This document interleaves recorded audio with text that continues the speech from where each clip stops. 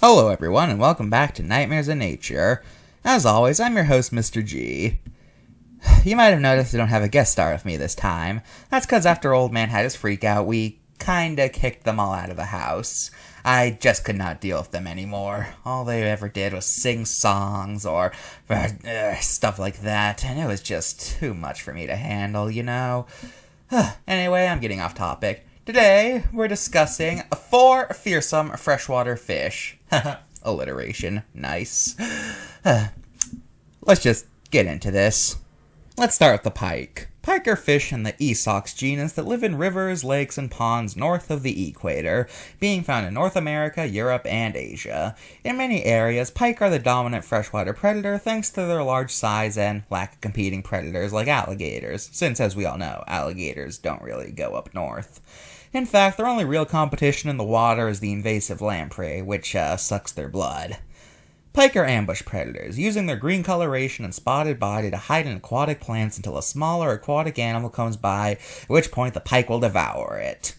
In addition, in times of low food, pike will resort to cannibalism, with older pike eating younger pike. In fact, in general, pike do not tolerate each other and will often get in fights to the death when another pike enters their turf. So yeah, pike have pretty rough lives. Next, we have the alligator gar. Atrocetosius.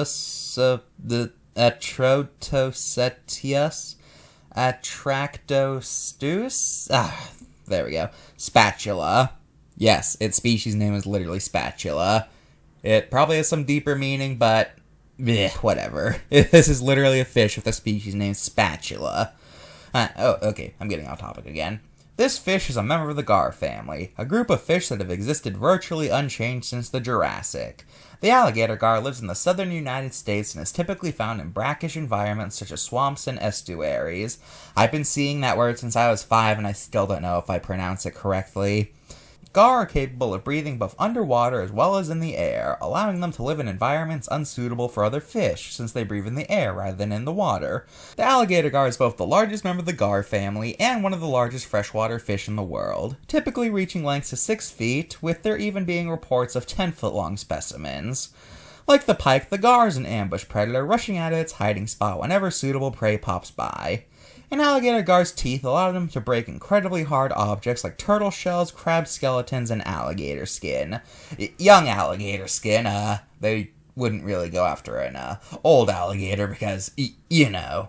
So yeah, gar are pretty scary, but the next fish we have will really knock your socks off. Introducing the Goliath tigerfish, Hydrocynus goliath. Native to the Congo River, tigerfish can reach lengths of up to 5 feet long. Okay, yeah, I know that's smaller than the other two, but stick with me. Tigerfish have very sharp teeth, capable of biting pretty much all other fish in half with a single bite. Because of its large size and fierce demeanor, the only real threats to the tigerfish are crocodiles and humans. Maybe hippos too, but I don't see why a hippo would attack a fish. Whatever. Unfortunately, not much is known about tigerfish's life due to how elusive they tend to be. So, we don't really know if they're social or not, or how they reproduce, things like that. And yes, they can be kept in captivity, but they're one of those animals that refuses to breed in captivity. So, we don't know their mating habits. Let's wrap this up with the big one. The fish that is probably the safest answer to biggest freshwater fish, in much the same way Argentinosaurus is the safest answer to biggest dinosaur. This is the Arapaima, also known as the Pirarucu. I think that's how it's pronounced. Averaging nearly 7 feet in length, with reports claiming 15-foot-long specimens, these big boys are native to the Amazon, and like the electric eel, they breathe air rather than getting oxygen from the water like most fish do. The Arapaima is surprisingly agile for its size, being able to launch itself right out of the water, either in order to escape from things that bother it, or to grab prey from the riverbeds. Arapaimas are mouth brooders, meaning that after the eggs are laid, the father will keep the eggs in his mouth until they hatch. So yeah, all these fish are big, powerful, and deserve respect. Let's look at the cards. Alright, no complaints with the alligator gar. 10 out of 10. Okay, the tigerfish card does a lot of that Nightmares in Nature fear-mongering that I'm pretty sure I've talked about before, where it presents an animal as more dangerous than it really is. For example, this one makes it sound like the tigerfish can rip anything to shred, as it says even large mammals that try to cross through rivers are its victims. However, we don't even have concrete evidence that tigerfish have ever killed a human, let alone killing some of the big game animals that Africa is famous for. Also, it concretely acts like they hunted packs, even though, as I said earlier, that's pretty hotly contested. So, yeah. Pretty sure their only motivation here is to make the tigerfish seem scarier than a piranha, and for that I give it a 7 out of 10. The pike card is also pretty guilty of fear-mongering. On the back it says they're known to attack humans from time to time that go in their turfs, but the thing is, pike attacks are known to be incredibly rare. In fact, most of the time they can't even really be called an attack, it's just the pike nipping at someone and then swimming away. So treating them like they're inherently dangerous to humans is kind of absurd. Oh, and I love how the story at the bottom shows it attacking a dog. Hey guys, you scared of this thing yet? It attacked a dog. I bet you hate this thing now, huh? For fear-mongering, I'm deducting a point. You get a 9 out of 10. You know, fun fact, when I first was reading through these cards, I didn't realize that that was a nickname of the arapaima, so I genuinely thought they were talking about a completely different fish. It wasn't until I looked at the species name that I realized, oh, this is a nickname? Huh.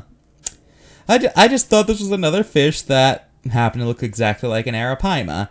I know, I'm an idiot. Whatever. I don't have a lot to say here, 10 out of 10.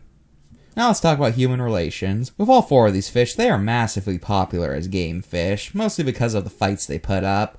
And also, all 4 of them are said to taste pretty good, although pike can be a bit iffy because they have pretty sharp bones at the back of their head that you need to work around.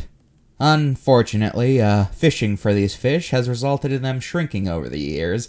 You see, because of the fisherman rule that you have to toss away the smaller fish and keep the big fish, the smaller fish are the ones who end up reproducing, therefore passing on the gene that makes them smaller. This is happening with a lot of fish, not just game fish, but it's just important to point out. So next time a fisherman complains that fish are getting smaller, remind them that it's pretty much their own fault. All 4 of these fish are in an aquarium somewhere. I've seen gars at most aquariums I've been to. I don't think I've seen a pike, though, weirdly enough. You'd think they'd be more common in captivity. Oh well. Some of these fish also have stories to go along with them. For example, in Russian mythology, it was believed that pike were the form taken by evil water spirits. Well, meanwhile, according to natives who live in areas of tigerfish don't normally attack people unless they're possessed by a demon. Well, that's all for this episode of Nightmares in Nature. As I said in the trailer, this will be the last video for a bit of a hot minute because I'm working on my 100 sub special, which is going to be pretty big, and I want to focus all my attention onto that. So see you guys whenever the next Nightmares in Nature comes out. I've been Mr. G. Now if you excuse me, I've got my own fish to fry.